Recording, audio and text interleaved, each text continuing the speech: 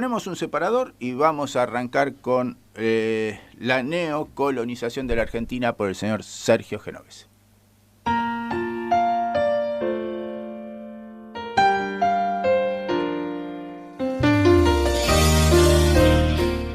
No vinimos de paseo, hacemos radio.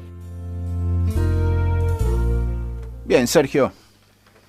Fantástico. Vamos entonces con la neocolonización de la Argentina, como para darle cierre al tema que hablamos la semana pasada, como les comentaba antes. Del avión venezolano. Del tema del avión, del tema de... entre otros tantos temas, ¿no? El del avión, el tema del AmCham, que nos despertaban a nosotros una cierta indignación, ¿no? Y encontré este artículo que escribió el fin de semana Atilio Borón, que es un profesional muy respetado en el tema de internacionales, que me pareció que viene al caso. Incluso habla algo del tema del AmCham.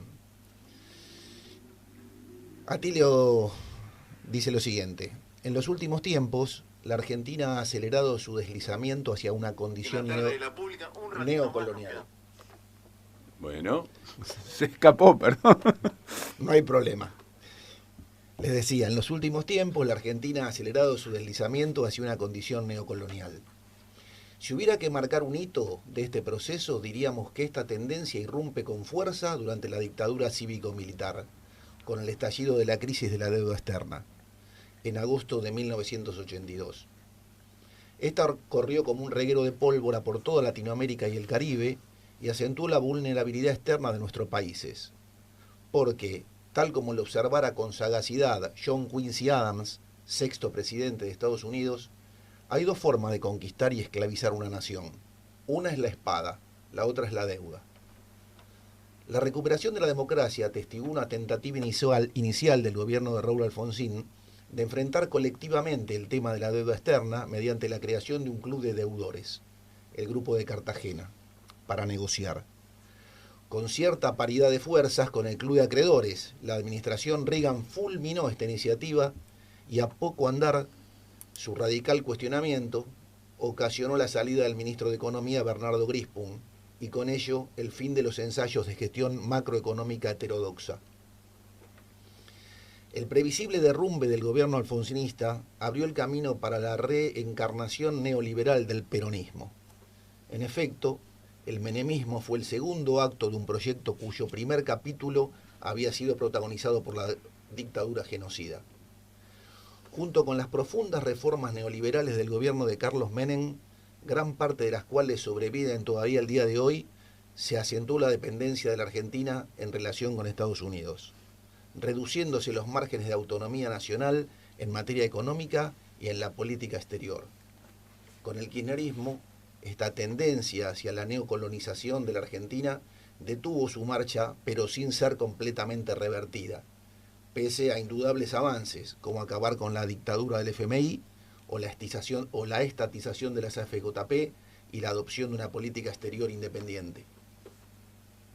En la actualidad, hay múltiples indicadores de la creciente gravedad de este proceso de creciente heteronomía y sometimiento neocolonial.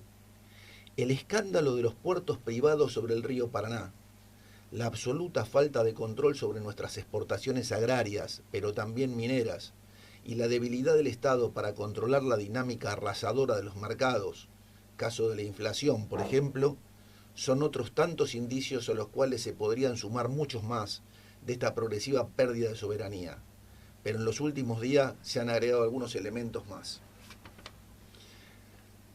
La llamativa magnanimidad de autoridades gubernamentales y corporaciones estadounidenses durante la gira del ministro de Economía Sergio Massa, ¿no exigirá una contrapartida de nuestra parte? ¿O es que sin que nos hayamos percatado el imperio se convirtió en una entidad filantrópica? No creo. Sería un parteaguas geopolítico, pero hasta ahora no se advierte. Si observamos con detenimiento algunas noticias recientes, daremos con rotundos indicios de la mencionada neocolonización. Por ejemplo, la Argentina está consintiendo la sigilosa instalación de una base militar de Estados Unidos a pocos kilómetros de Vaca Muerta, sin que el tema haya sido discutido en el Congreso Nacional o en la legislatura neuquina. y sin haber sido informado a la opinión pública.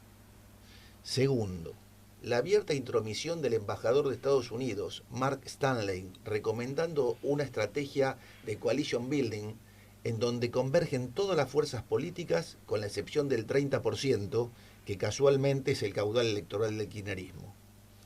Injerencia que, infelizmente, no recibió de nuestra Cancillería la réplica que las normas diplomáticas de la Convención de Viena exigían.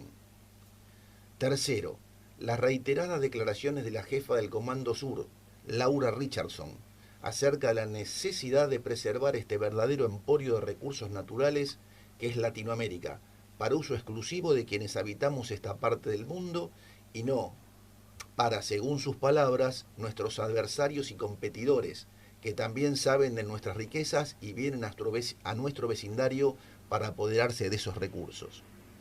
O sea, monroísmo recargado.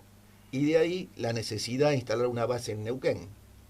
Cuarto y más reciente, la insolente intervención pública de la AmCham, la Cámara de Comercio de los Estados Unidos en Argentina, que con fecha de 22 de septiembre dio a conocer un documento en el cual textualmente dice: en función del posible tratamiento durante el día de hoy en el Honorable Senado de la Nación sobre el proyecto de ley que pretende sustituir el artículo 21 del Decreto Ley 1285/58, proponiendo la ampliación sustancial de los integrantes de la Corte Suprema de Justicia de la Nación, la Cámara de Comercio de los Estados Unidos y Argentina manifiesta su preocupación ante la sola posibilidad que esto se concrete. O sea, las empresas estadounidenses se sienten cómodas con la Corte Suprema y el Poder Judicial que hoy tenemos. Para ellas, el cáncer del lawfare no existe, es solo un delirio de algunos espíritus alucinados en el campo popular. Urge revertir estas tendencias y reconstruir la soberanía nacional, porque sin ella la democracia termina convirtiéndose en una farsa. Bien. Duro, pero... Bueno, Sí. Este aclara bien la indignación que teníamos nosotros con nuestras pequeñas noticias de la semana pasada.